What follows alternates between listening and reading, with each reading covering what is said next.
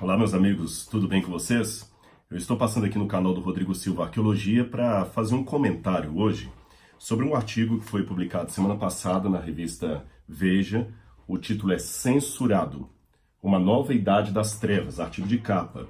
Eu li esse artigo e, como religioso conservador, eu também me senti na obrigação de dar meu parecer a respeito dessa temática, desse artigo, que eu achei um tanto assim caricatural do que é ser religioso e conservador. Então quero partilhar algumas coisas com vocês aqui, na esperança de que o vídeo não fique muito maior do que deveria ser para um canal do YouTube. Primeiro, deixe-me dizer que há duas coisas que eu concordo com os articulistas da Veja. Em primeiro lugar, que existe realmente uma onda de imbecilidade coletiva. Nós estamos vendo aí o ridículo, o tolo, o anticientífico, o primitivo, ululando na cabeça dos jovens de maneira generalizada. Isso tem sido dantesco, tem sido horrível. Nisso eu concordo com eles. Também concordo com eles quando eles falam que existe uma censura no ar. De fato, existe uma censura. Estamos vivendo uma época de censura. Onde eu discordo, peremptoriamente, já de cara, quando eles colocam que a raiz, a base, a fonte dessa imbecilidade coletiva tem sido a religião e os religiosos / políticos conservadores. Eu não vejo assim, vou demonstrar no meu entendimento aqui por que discordo deles. Em segundo lugar também, quando eles colocam o objeto da censura como sendo eles. Olha como é que eles dizem aqui. Basta a ignorância, é o tema. E já na chamada é dito assim, vou ler para você. A ciência, a democracia, a tolerância, alguns dos mais nobres sinônimos da civilização, estão sob o ataque do que poderia se chamar de nova idade das trevas, um tempo de obscurantismo e retrocesso ao qual é preciso resistir. Então, para eles, as vítimas da censura religiosa, conservadora, chauvinista, são eles.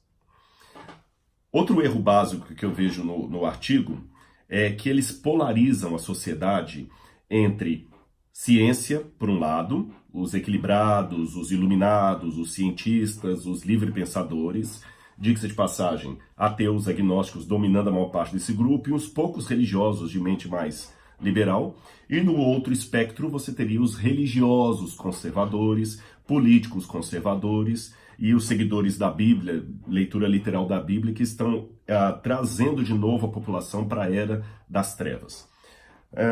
O assunto da Idade Média, ele realmente é complexo. Eu acredito que houve uma época de trevas morais e espirituais na Idade Média, dominado por uma hegemonia religiosa que não é bem aquela que a Bíblia apresenta. Por outro lado, eu também não vou jogar fora a água suja, a bacia e o menino junto. E essa polarização que eles colocam entre cristãos religiosos de um lado, obscurantistas, e cientistas do outro, como iluminados, ela é totalmente artificial, ela não dá conta da realidade. Em primeiro lugar, porque existem cientistas que são cristãos. É um falso dilema, ciência ou fé, religião ou ciência. Isso é um falso dilema. Não existe isso. Na verdade, nós temos uma gama enorme de cientistas que eram e são religiosos. Eu tenho um exemplo de um deles aqui para vocês. Francis Collins, autor do livro The Language of God, A Linguagem de Deus. Esse camarada é um cientista de primeira linha. Foi ele que chefiou toda a equipe para o mapeamento do genoma humano. E ele mesmo, Francis Collins, admite nesse livro que, embora seja um cristão conservador, que acredita em Jesus, acredita em milagres, ele só ousou publicar um livro como este depois que suas pesquisas científicas estavam prontas, porque ele sabia que se ele abrisse a boca na academia, no início de suas investigações, para dizer o que ele está dizendo aqui depois da fama, ele teria suas pesquisas anuladas por pares, por colegas ateus, deístas, ou a maior parte deles talvez agnósticos, céticos, que discordam da ideia de que um religioso pode produzir ciência. Ou seja, o preconceito existe mais de lá para cá do que daqui para lá. Um outro problema que eu vejo aqui é que como é que o articulista, os articulistas, são vários aqui, como é que eles constroem a argumentação deles. Eles querem dizer que a ciência surgiu para tirar o mundo do obscurantismo, mas sempre houve uma briga entre ciência e religião. Gente, isso não é verdade. Os pioneiros da ciência, Copérnico, Kepler, eram todos cristãos religiosos e morreram assim cristãos religiosos, acreditando, quando digo cristãos religiosos, para desfazer aquela ideia de cristão que não tem compromisso com religião, eles procuravam na Bíblia a fundamentação da ciência deles, a inspiração pelo menos dela. Veja Louis Pasteur, por exemplo, o próprio Isaac Newton, que escreveu um comentário brilhante sobre Daniel e Apocalipse. Eram cientistas e tinham fé. Aliás, essa ideia, a ciência diz isso, a ciência diz aquilo, isso é uma forma panfletária de articulistas sensacionalistas colocarem jargões que não existem. Eu vou explicar para você. Ciência enquanto autoridade não existe. O que existem são homens e mulheres que trabalham com o método científico. Eu vou exemplificar o que eu quero dizer para você. A afirmação: a Igreja Católica condena o uso de preservativo está corretíssima, ainda que você discorde dessa máxima. Ainda que você seja um bom católico e discorde que é pecado usar preservativo, você há de admitir que a Igreja Católica oficialmente condena o uso de preservativo. Por que eu estou dizendo isso? De camisinha. Por que eu estou dizendo isso? Porque a Igreja Católica é uma pessoa juridicamente constituída que tem um colegiado, um magistério e um papa situados em Roma, que podem emitir documentos oficiais em nome da Igreja, sejam cartas apostólicas, que têm função didática, seja uma encíclica, que tem função oficial. Então a Igreja Católica, por existir nesse formato, ela pode emitir declarações, documentos oficiais em nome do catolicismo. Agora, onde estaria o quartel-general da ciência? Ainda que existam linhas de consenso, Departamento de Ciência e Tecnologia e tudo mais, porém não existe a rigor algo como se fosse um Vaticano da ciência, que pode emitir documentos oficiais e quem discorda daquilo está discordando oficialmente da ciência. Não existe isso. O que existem são homens e mulheres trabalhando com o método científico e eles não sempre estão de acordo. Aliás, há muitas vertentes, muitas teorias. Por exemplo, a medicina afirma que quem afirma são médicos e os médicos discordam. A arqueologia afirma que quem afirma são arqueólogos e os arqueólogos discordam. Agora imagina eu pegar a posição de um médico ou de um grupo de médicos, colocar aquela posição numa revista e falar: a ciência médica ou a medicina diz que. Outros médicos vão se sentir não contemplados ali. Então essa máxima, repito, de ciência por um lado e religião do outro, como estando em conflito, ela é fantasma, ela é mitológica, ela não condiz com a realidade, tá bom? Ela é caricatural. Essa forma monolítica de ver ciência como sendo uma coisa só e cristianismo como sendo uma coisa só. Nem todos os cristãos acreditam que a Terra é plana, nem todos os cristãos evitam tomar vacina, como eles colocam aqui, mas eles massificam a coisa. Ainda para sustentar o argumento dele, eles dizem o seguinte, que a ameaça religiosa está tão grande que está fazendo a cabeça dos jovens e a internet tem sido onde isso tem se propagado. Isso não é verdade. Vamos pegar o que eles falam. É interessante você fazer aqui uma análise do discurso, como propuseram homens como Paul Ricoeur, o próprio Foucault, tá certo? São pessoas que trabalharam sobre o método estruturalista.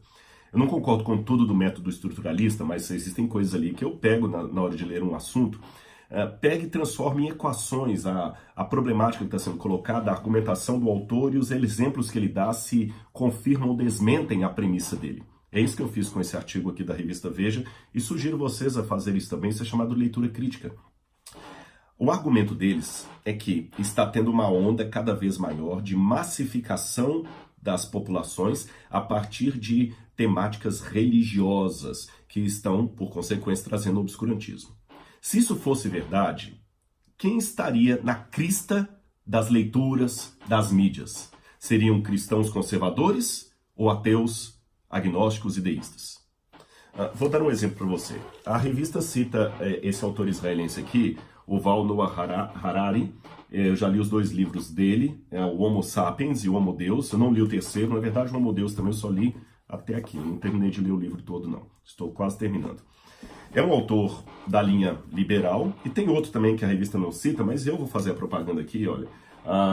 Israel Finkelstein e Niall Silverman, que escreveram A Bíblia Desenterrada. Em português ficou traduzido com o título de E a Bíblia Não Tinha Razão.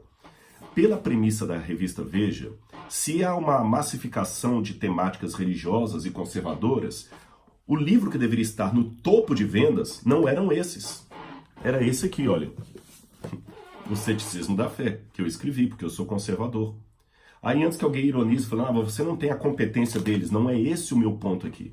O meu ponto é o seguinte, livro por livro, o meu tem notas de rodapé, tem fontes primárias, é um livro sobre a temática de Deus e tudo mais. Se realmente está sendo uma massa grande, perigosa, segundo a revista, de autores conservadores tentando dominar os jovens, era o meu que deveria estar com best-seller, e não esses. E para não ficar parecendo que estou fazendo propaganda do meu livro, eu posso citar outros autores aqui, como por exemplo, Alistair McGrath e John Lennox, professores em Oxford, um de matemática, o outro de teologia, mas também com um doutorado em biofísica. Esse aqui, ex-ateu, que se converteu. São intelectuais de primeira linha, mas os livros deles também não estarão no topo das prateleiras. Esse aqui também, William Lane Craig, um camarada de uma envergadura intelectual sem comentários. Olha o livro que ele escreveu sobre a filosofia e cosmovisão cristã. Jamais. Quando eu vou a outro, esse aqui, Peter Berger, é simplesmente uma das maiores mentes vivas na sociologia. Quem é sociólogo conhece esse teórico, mas é conservador. Quando eu vou no topo, nas livrarias em aeroportos do mundo inteiro, eu não vejo o livro dos conservadores no topo da lista. Eu vejo justamente dos que estão querendo atacar a Bíblia ou as veracidades colocadas pelo cristianismo. Então, eu repito, se a revista Veja estivesse correta, o que deveria estar no topo dos mais vendidos eram os conservadores e não os liberais. Outro ponto mais que eu noto aqui na revista. Eles falam que a internet tem sido o campo em que os religiosos têm colocado suas coisas. Meus amigos, na verdade, isso não é verdade. Ou quando eu vou à internet, você sabe que tem mecanismos, tanto do Google como da Wikipedia, para verificar quais são os temas mais procurados. E eu acho interessante olhar isso, porque o Google, ele me dá uma linha do que as pessoas estão mais buscando. E a Wikipedia me dá um diagnóstico do que elas estão mais querendo aprender. Elas buscam no Google e pesquisam no Wikipedia. Se for verdade que está tendo uma avalanche de conservadorismo, obscurantista, etc, etc, etc, e que este é o resultado do imbecilialismo que estou vendo em geral, então os jovens deveriam estar consumindo material religioso para então se embrutecer. Essa é a lógica da revista, mas não é o que eu vejo. Quando você vai procurar quais são os assuntos mais tratados na internet, vou pegar aqui o Google.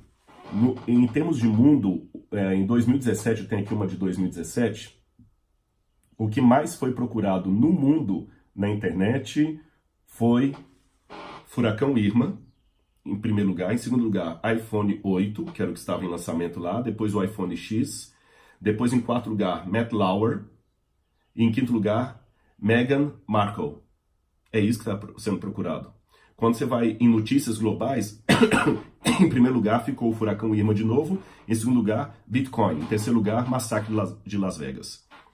Quando eu vou para o Brasil, o que os jovens mais procuraram em 2017 no Google não foi Bíblia Sagrada, não foi Jesus, foi Big Brother Brasil, tabela do Brasileirão em segundo lugar, terceiro lugar Enem, quarto a morte de Marcelo Rezende, quinto chamado e assim por diante.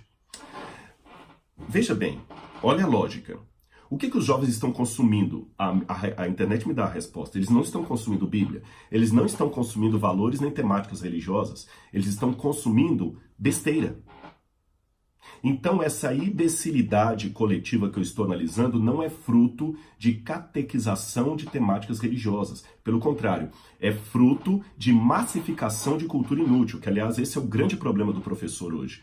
O grande desafio pedagógico, acadêmico, hoje não é dar cultura para os jovens.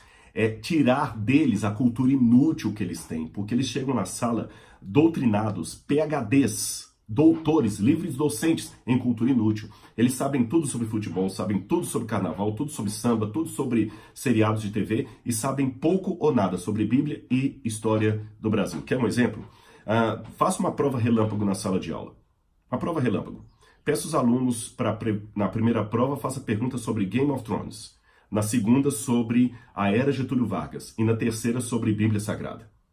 Em Game of Thrones, você terá a maioria dos alunos tirando nota 9 e 10. Sobre Getúlio Vargas, talvez você terá uns 20 ou 30% tirando boas notas sobre Getúlio Vargas, se tiveram aula de história sobre isso. E sobre Bíblia Sagrada, a minoria da minoria saberá responder alguma coisa. Não estou querendo dizer com isso que os jovens não podem assistir Game of Thrones, mas é que nós estamos vendo uma inversão de valores.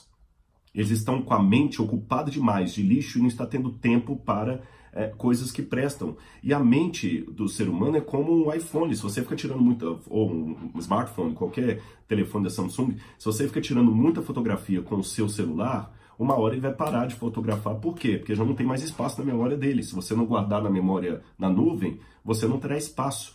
A mente humana é a mesma coisa. Repito, não acho que é pecado, que é errado um jovem assistir um seriado. O problema é que isso está tomando de tal maneira conta da mente dele que ele não está tendo tempo e nem sinapse para pensar coisas que prestam. O cérebro não consegue fazer novas sinapses para aprender coisas autênticas da vida. Então, repito, o que está massificando os jovens não é ensinamento bíblico, é ensinamento inútil, que, por curiosidade ou ironia, patrocina revistas como esta. Por exemplo, a revista dá como exemplo aqui de obscurantismo o fato de que vários europeus, por motivos religiosos, não quiseram se vacinar. E a revista coloca num determinado momento assim, ó: em outro tipo de radicalismo, os evangélicos, por exemplo, não aceitaram submeter a certos cuidados médicos para não profanar o corpo. Primeiro, que evangélicos? Eu sou vacinado. Eu conheço um monte de evangélico que aceita vacina. Vocês pegaram uma parte e a tornaram o todo. Isso é ridículo do ponto de vista argumentativo. Tem tantos evangélicos que são professores universitários, gente culta. E mais, vamos fazer um exercício aqui, vamos ver quem está realmente trazendo o obscurantismo contra a ciência. Vamos começar. A Bíblia diz que o nosso corpo é templo do Espírito Santo e que eu tenho que cuidar desse corpo evitando certas bebidas, certas comidas, certo? Ok, está na Bíblia, a Bíblia. A ciência me mostra que o excesso de gordura, o excesso de cafeína, o excesso de açúcar e principalmente a doença chamada fast food tem trazido muitas doenças, muitas enfermidades, muitos problemas de câncer e outras coisas mais. Então eu tenho a Bíblia dizendo uma coisa e a ciência confirmando aquilo que a Bíblia fala.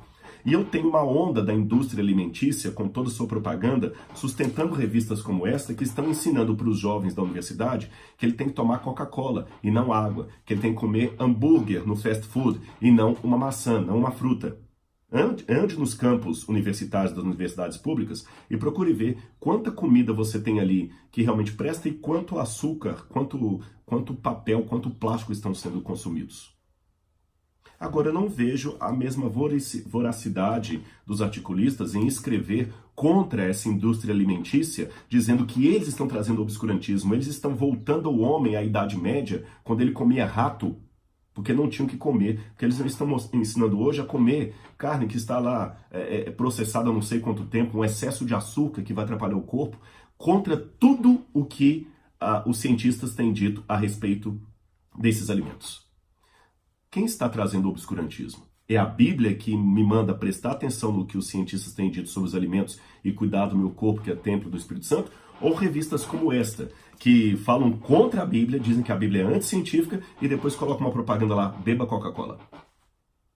É muito curioso isso. Fora os erros anacrônicos que a revista comete, por exemplo, eles colocam aqui o nazismo como sendo quase fruto do obscurantismo religioso. Isso não é verdade. Veja Heidegger, que estava por detrás de toda a mentalidade nazista. Teve alguém, agora é interessante que eles estão numa onda de querer beatificar os nomes do passado, que eram ateus, agnósticos ou céticos. Heidegger não tem nada a ver com o ateísmo. Até alguém falou assim que o Caderno Preto de Heidegger provou que ele não tem nada a ver com o nazismo de Hitler. Mas recentemente foram abertas algumas cartas da correspondência entre Heidegger e o irmão dele Fritz, onde Heidegger era hitleriano até o fim do cabelo. Mandou até de presente o Mein Kampf, o livro de Adolf Hitler, para o irmão dele Fritz ler, e dizendo que Hitler era a coqueluche, que todos deveriam voltar para o nazismo. Heidegger. E eu não vejo ninguém criticando Heidegger. Parece até que a religião. Essa briga de Galileu Galilei contra a igreja, meus amigos, isso aqui é um mantra que é repetido. O problema de Galileu Galilei não foi entre ciência e fé. Leia o último livro sobre isso, Galileu vai para a prisão, editado por Ronald Numbers, um especialista americano nessa área, que contou com a colaboração de vários outros autores, especialistas em história da ciência, ateus e gnósticos, dizendo que é mito dizer que a briga de Galileu contra a igreja foi de ciência contra religião. Galileu foi atacado por outros cientistas que usaram o maquinário religioso para isso. Foi ciência contra a ciência. Leia o livro Galileu vai para a prisão, que está inclusive em português. Aliás, falando ainda no nazismo, o próprio Heidegger promovia lá na Universidade acho que de Freiburg, se eu não me engano, uma aula de introdução à doutrina racial. Ninguém fala disso. Aliás, a revista fala que o grande perigo hoje é o retrocesso que ameaça a democracia liberal. O que é democracia liberal?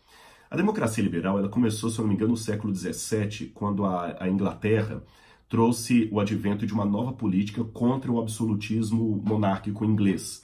Aí surgiu então a monarquia parlamentar, que é a que funciona na Inglaterra até hoje. Você pode ver que a figura da rainha fica atrás da figura do primeiro-ministro. Aí surgiu então a democracia liberal. Um dos elementos áureos da democracia liberal foi a Revolução Francesa.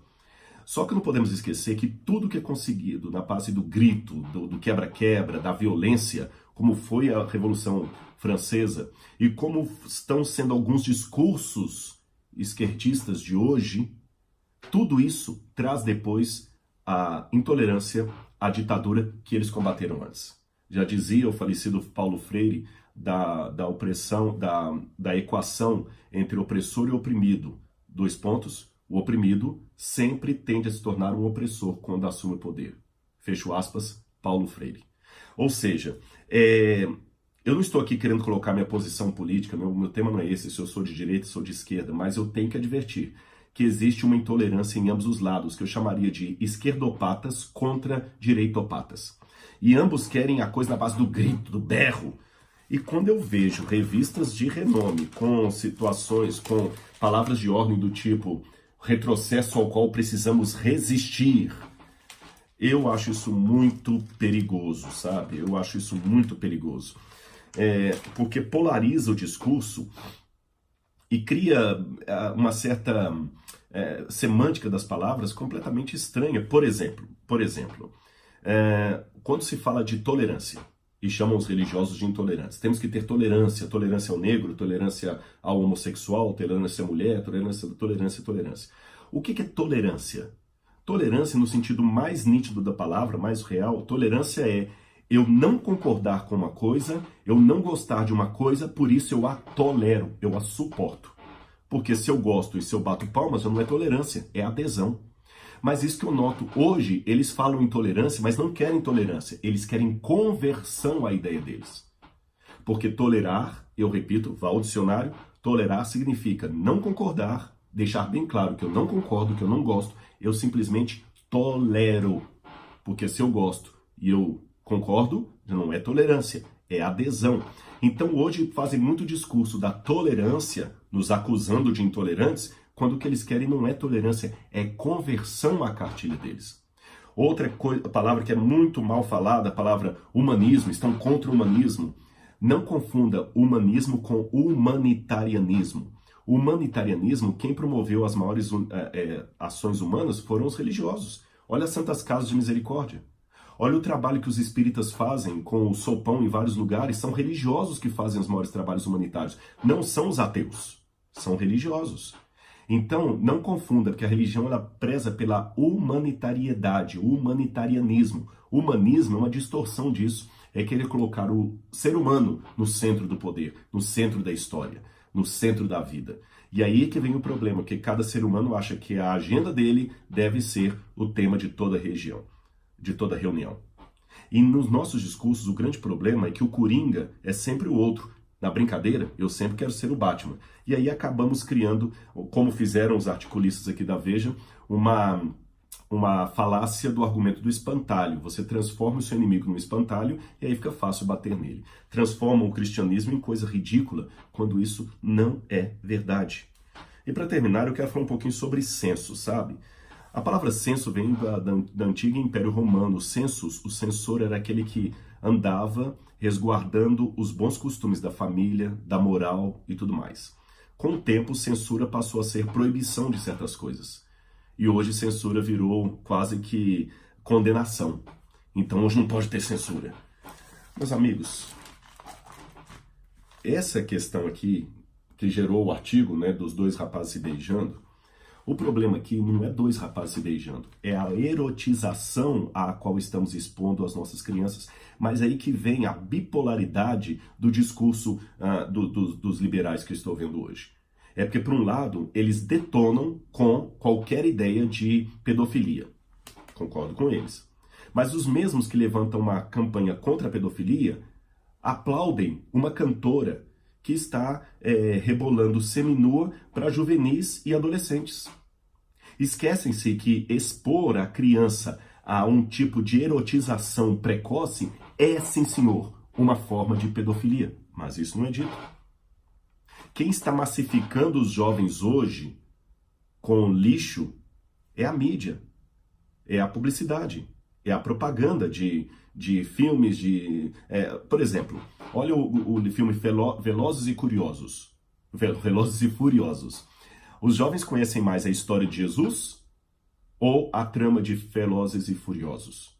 Com certeza é a última. Eles conhecem mais Velozes e Furiosos, eles conhecem mais o Vin Diesel do que Jesus Cristo. É simples, coloca uma prova de última hora para eles sobre Velozes e Furiosos e para a mesma turma uma prova sobre os evangelhos. E veja qual será a maior pontuação. Então, hoje, o que Velozes e Furiosos propagam? Realmente é aquele tipo de motorista que você quer dirigindo no condomínio onde você mora? É aquele tipo de motorista que você quer namorando sua filha? Ou dirigindo o carro na rua onde a sua criança está brincando? Certamente não. É que eles são loucos. Mas é que ele é enaltecido e aplaudido e vira campeão de bilheteria. E você não vê os articulistas esclarecidos levantando bandeira contra aquilo. Querem levantar bandeira contra a Bíblia. Com jargões até antagônicos, como por exemplo, do articulista Hélio Schwartzman, que escreveu agora, recentemente na Folha de São Paulo, contra a Bíblia, dizendo que devemos abolir a Bíblia da sala de aula de vez e trazer para a sala de aula a velha e boa ciência agnóstica. Ciência agnóstica, foi isso mesmo que eu li? Ora, agnosticismo, ainda que haja a ala mais liberal, a ala mais moderada, a área mais radical, agnosticismo é, em essência, aquilo que está convicto de que não podemos ter convicção. O agnosticismo nega a possibilidade de se descobrir verdades. Como é que você pode, articulista da Folha de São Paulo, falar então de trazer para a sala de aula ciência agnóstica? Quer dizer, levar os jovens a uma ciência que ensina que não pode aprender? Aí eu fico pensando, sabe? Pode-se fumar maconha no campus da universidade, mas não se pode pregar a Bíblia no campus da universidade. Pode-se promover um baile da noite da calcinha molhada e colocar lá no quadro de anúncios do diretório estudantil, mas não se pode promover um culto, porque isso é coisa pro lado de fora. Pode-se colocar uma bandeira ou, quem sabe, uma faixa com frases de ordem, inclusive citações de Che Guevara, mas não se pode colocar um folheto com um versículo da Bíblia com uma citação do apóstolo Paulo. Será que realmente a censura está contra eles? O censurado aqui sou eu, porque sou eu que não posso falar de Deus em sala de aula. O professor ateu pode falar claramente do ateísmo metodológico dele, mas eu não posso dar numa universidade pública uma aula sobre argumentos racionais para a existência de Deus. Na verdade, meus amigos, o censurado aqui sou eu. Mas tudo bem. A história me mostrou que grandes homens e mulheres do passado, como Paulo, Sócrates, como Aristóteles, como o próprio Jesus, como Maria Agnasi e outras que eu podia mencionar, são homens e mulheres que tiveram que acostumar a ser minoria. E eu não tenho medo de ser minoria. Porque, como eu até citei aqui no meu livro, eu cito aqui o ensaísta americano Ralph Emerson, onde ele disse: é fácil viver no mundo conforme a opinião do mundo. É fácil viver na solidão conforme a nossa opinião. Grande será o indivíduo que, mesmo em meio à multidão, conseguir manter com perfeita doçura a independência da solidão. E como religioso eu digo, uma solidão em tese, porque com Jesus, só eu e ele, seremos sempre a maioria esmagadora. Então, tenha uma leitura crítica da história. Cuidado com as ondas que estão acontecendo. Agora está uma onda muito grande de ridicularização da Bíblia e de achar que cristão não é intelectual, não é cientista. Não é bem assim. Espero que você tenha gostado desse comentário, desse vídeo. Se gostou, dê o seu like, não esqueça de assinar o sininho de notificações e partilhar com seus amigos. Até o nosso próximo encontro.